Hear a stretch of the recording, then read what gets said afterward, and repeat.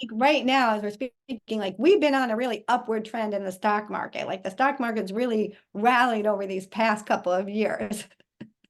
Yeah, and you can, okay, so this is one area where you can use this concept of intermediate term cycles when they peak. So what's the biggest aspect going on this year? Jupiter conjunct Uranus.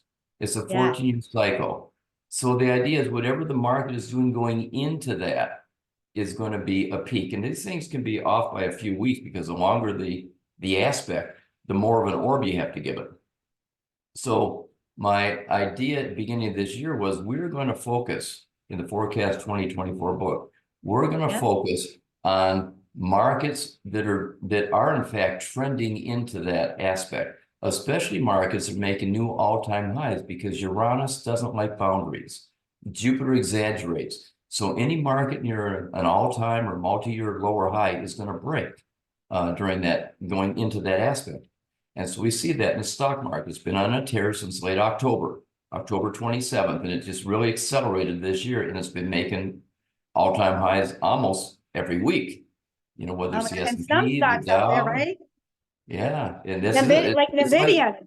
Nvidia's like been a well, crazy. and again, Uranus rules technology stocks. Yeah. They're the stars. I mean, we had the Magnificent Seven, now we got the Fabulous Four. There's only four that they're following now. The other three are starting to wane a bit.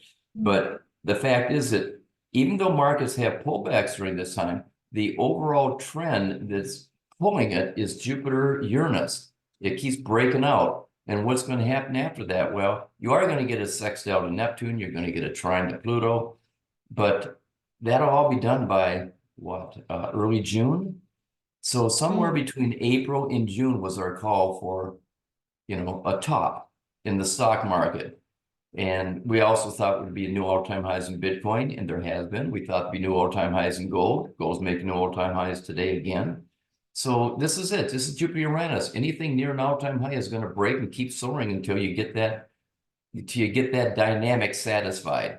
And that Right. dynamic starts separating after April 21st.